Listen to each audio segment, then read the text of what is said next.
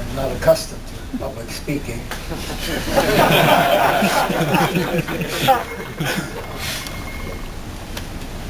I want first of all to say something about Nick Pacheco, Wendy Hale, and Rebecca Hale, who organized this event without my knowing about it. Most of you knew that this was going to take place long before I did. Finally, they decided that they better tell me so that I wouldn't make other plans for today. And so they told me, I still haven't seen any of the messages that they have sent out to all of you. I don't know what those messages said. In Washington, among government officials, things leak out all the time, but among my friends, no one ever tells me anything. But they did a fantastic amount of work, and it took a great deal of time and effort for them to plan this, and I'm very grateful to the three of them for that. What they did was to contact all my Facebook friends first, and I wouldn't be on Facebook except that Wei Wang, who's sitting here, visited me in Albany and asked me why I wasn't on Facebook.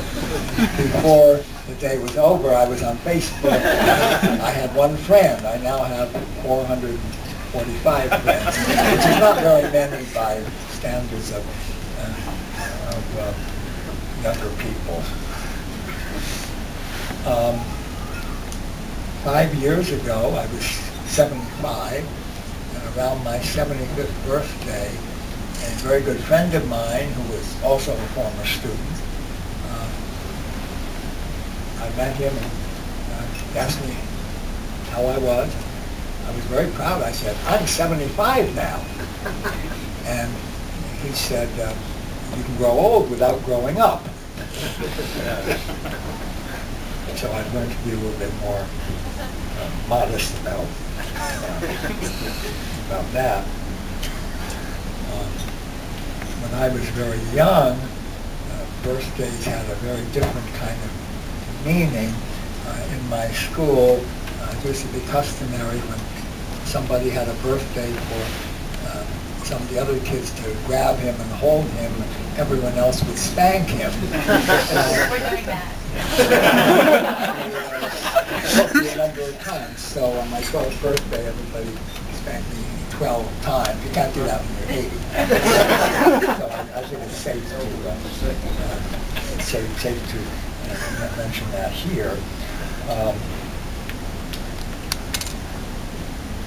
I just have a couple other things I'd like to say. There's this book here. Some of you have been looking through it. It's divided into 3 parts.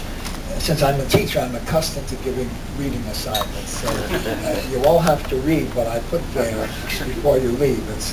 That's required reading. Then there's a second section which has some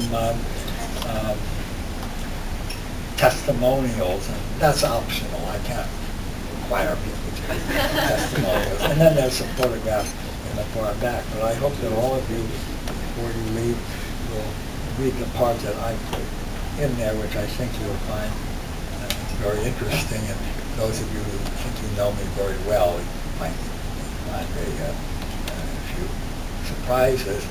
As for what I'm doing now, at a JD, retired 5 years, I just finished what I think are the final revisions, the history of my father's family, and I think that I will be publishing that in collaboration with a cousin in Chicago. Find a private publisher for that. I'm writing a book on what I remember of the middle years of the 20th century, which memories of some things that other people don't remember. And I still spend a lot of time helping high school kids with their college applications. And I still write a lot of letters of recommendation for Camp Rising young people and Albany students. And usually they say they need it written within 24 hours. I try to cooperate. And well, finally, just a practical announcement. Some of you have never been here, and this is a very interesting place. And after this event is over, those of you who have never been here might like to just walk around a little bit, and I can show you around afterward. And I like to have visitors